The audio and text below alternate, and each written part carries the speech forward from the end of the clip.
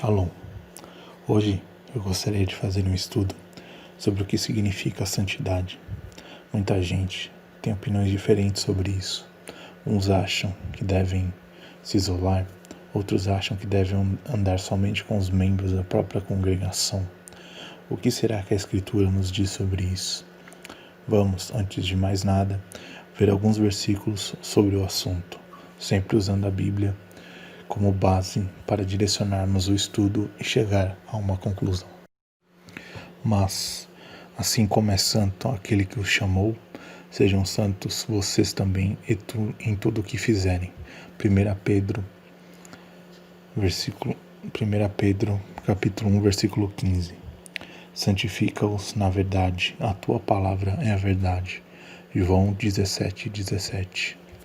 Diga o seguinte a toda a comunidade de Israel: sejam santos, porque eu, o Senhor, Deus de vocês, sou santo. Levítico 19:2. Esforcem-se para viver em paz com todos e para serem santos. Sem santidade ninguém verá o Senhor. Hebreus 12:14. Para citar apenas 4 versículos, mas são inúmeros. Escolhi esses 4, pois mostram a importância de se santificar e se purificar. Mas qual o motivo principal para isso? O principal é que o seu corpo é morada do Espírito Santo. Hoje em dia, nós somos a igreja. Por isso, nosso corpo deve ser puro e santo.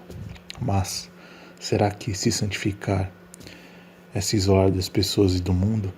Vejamos o que podemos extrair do sentido da palavra santificação do hebraico.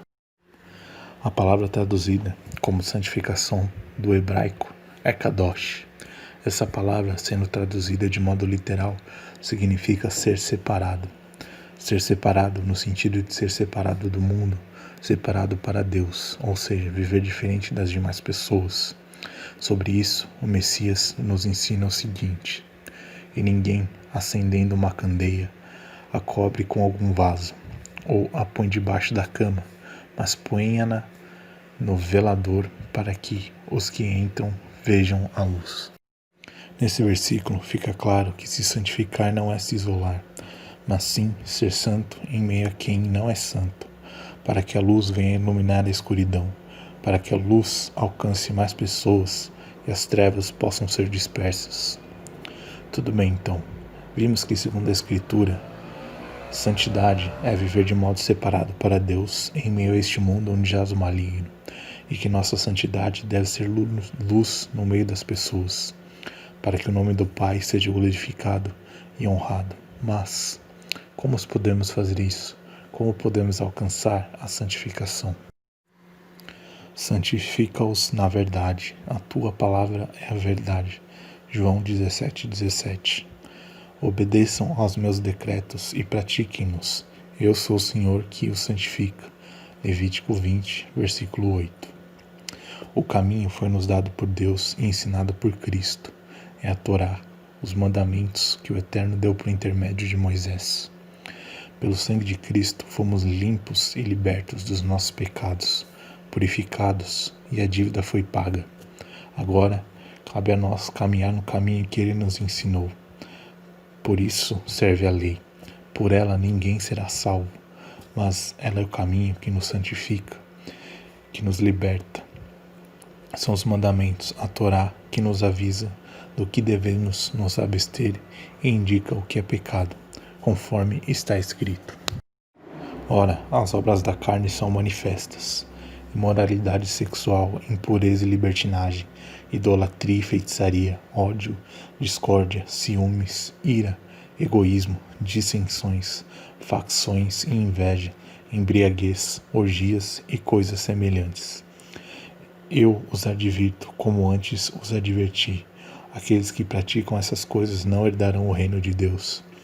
Mas o fruto do Espírito é amor, alegria, paz, paciência, amabilidade, bondade, fidelidade, mansidão e domínio próprio. Contra essas coisas não há lei.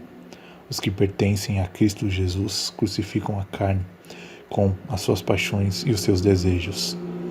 Se vivemos pelo Espírito, andemos também pelo Espírito. Gálatas 5, versículos 19 a 25.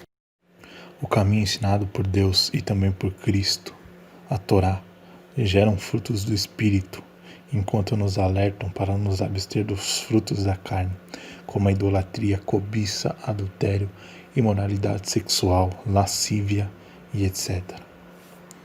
O Criador é tão bom que não só deu para nós o seu Filho para que pudéssemos ser libertos e purificados pelo sangue dele, pudéssemos ser salvos por meio dele, mas também deu a Torá, nos deu o caminho para nos purificar, viver em santidade e chegar até a salvação. Quem poderá dizer que Deus não é justo e misericordioso? Então, santidade é ser luz em meio às trevas, luz no mundo, crer que o sacrifício do Messias é todo e suficiente para nos purificar e através disso começar a viver uma nova vida, vivendo não mais segundo a lei e dogmas dos homens, mas sim através dos mandamentos e instruções de Deus que Cristo veio nos ensinar e aprimorar. O novo nascimento e a nova vida estão diretamente ligados à santidade, uma vez que pratique, o Pai e o Filho farão morada em você. Uma vez que façam em você morada, será como um candelabro aceso iluminando a escuridão por onde passa. Através de ti, a beleza e a santidade da presença do Pai começam a ser refletidos para o mundo. E ainda aqui nessa terra, você começa a viver e se portar como um cidadão do reino vindouro. Eu deixo aqui essa reflexão. Quão forte é a sua luz? Você anda iluminando os lugares pelo qual passa? Ilumina a vida das pessoas que fazem parte da sua vida? O caminho nos foi dado, ensinado e vivido através do nosso Messias, que provou que é possível fazê-lo, ainda que com muita luta. Então eu digo, siga o exemplo. A Bíblia não é apenas um livro que se lê, mas que se lê e pratica.